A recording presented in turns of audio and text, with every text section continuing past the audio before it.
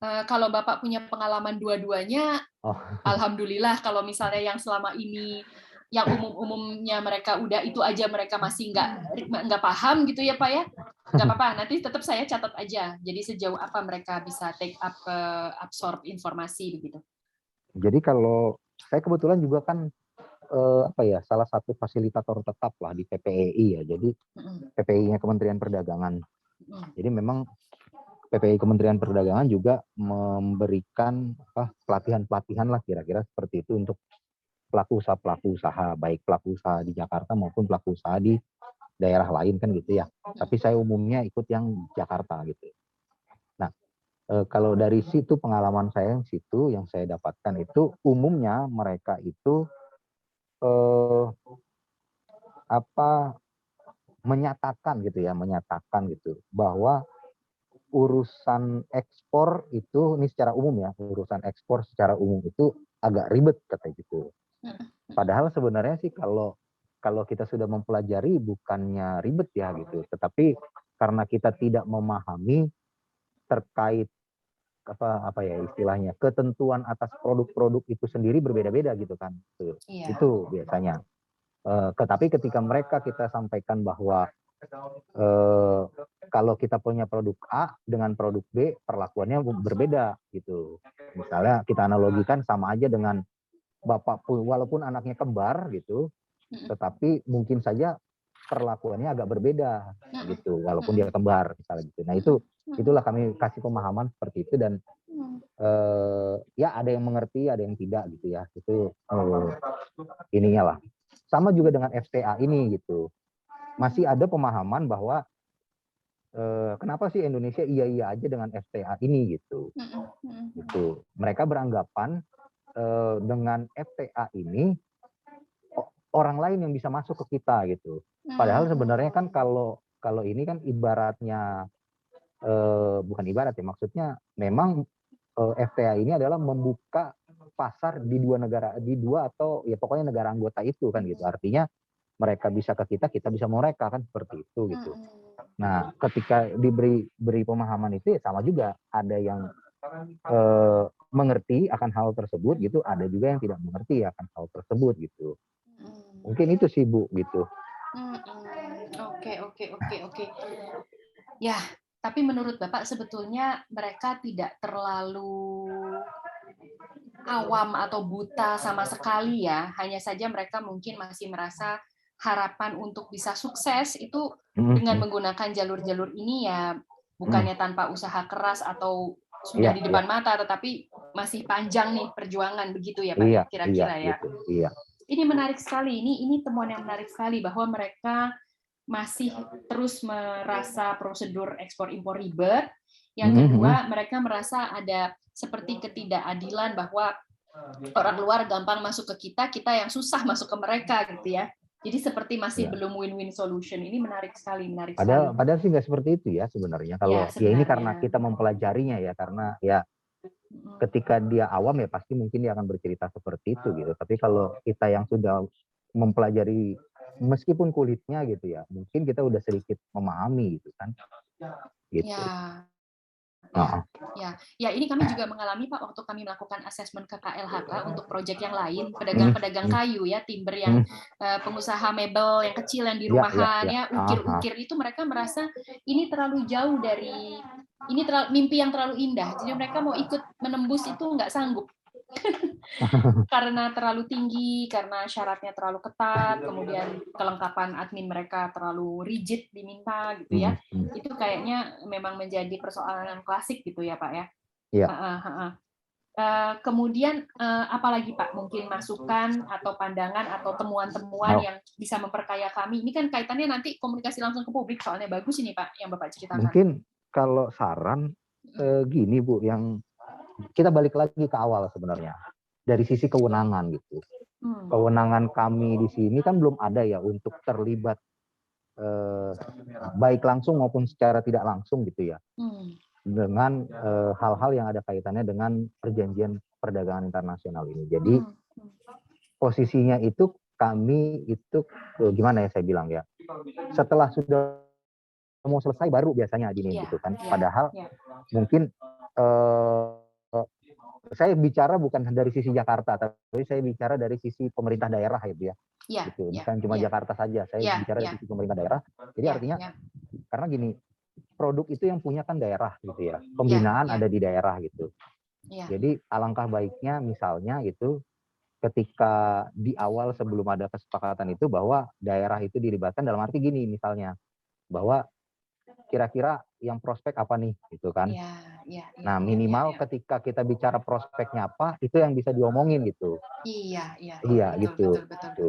Meskipun nanti kami nggak sampai ikut ke apa namanya ke high level meetingnya atau gimana, tapi setidaknya di dalam negerinya itu sudah terpetakan gitu, teridentifikasikan kira-kira apa. Karena kan kalau perjanjian ini mungkin misalnya yang baru-baru nih artinya kan mungkin dulunya produk A itu belum ada apa-apanya gitu. Tapi kesininya mungkin dia udah ada. Kita nanti bersama-sama dengan tingkat pusat kira-kira untuk produk ini ke depannya itu akan seperti apa kan gitu. Misalnya ya tadi seperti saya bilang, ini saya punya produk A nih, kira-kira untuk ke depannya kayak mana nih ya gitu. Nanti bisa kan bersama-sama dianalisa, dikaji. Kalau memang memiliki prospek ya mungkin bisa dimasukkan ke dalam pembahasan yang akan dilakukan di PTA perjanjian perdagangan itu semua gitu. Mungkin seperti itu sih Bu. Jadi keterlibatan kami itu bukan dari di belakang gitu, bukan hanya untuk mensosialisasikan saja bahwa ini udah ada loh, ininya kayak gini, tapi mungkin dari depannya gitu. Tapi saya bicara ini dari sisi kami sebagai pemerintah daerah ya, bukan hanya kami dari DKI Jakarta aja. Apalagi DKI Jakarta kan nggak punya barang, Bu. Iya. Paling unik ya. Iya. Tapi bagaimanapun juga sebagai ibu kota dan pusat bisnis sebetulnya kan banyak sekali organisasi institusi ya yang bekerja di sini Pak. Nah, bagaimana dengan asosiasi industri Pak?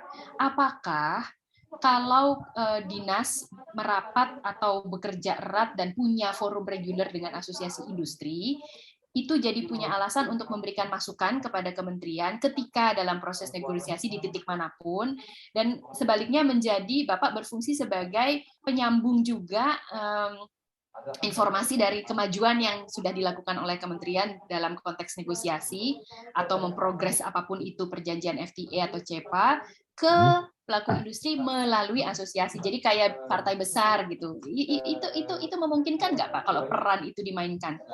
Jadi punya alasan untuk membawa advokasi kemana-mana gitu. Oh, jadi gini, biasanya memang kalau kita menyelenggarakan kegiatan yang tadi seperti sosialisasi atau apa gitu ya, salah satunya sih memang biasanya kita mengundang entah dia jadi narasumber atau jadi peserta itu asosiasi memang. Itu biasanya baik asosiasi industri ataupun asosiasi lain gitu ya, seperti itu. Kalau profesi mungkin enggak Bu, tapi yang ada kaitannya dengan pelaku usaha gitu ya, asosiasinya yang ada kaitannya dengan pelaku usaha. Itu memang kita biasanya ada. Nah, terkait tadi yang disampaikan ya mungkin itu juga bisa jadi salah satu solusi ya, artinya ketika asosiasi itu juga berperan di situ gitu ya, mereka kan lebih dekat dengan mereka karena mereka kan perkumpulan antara mereka.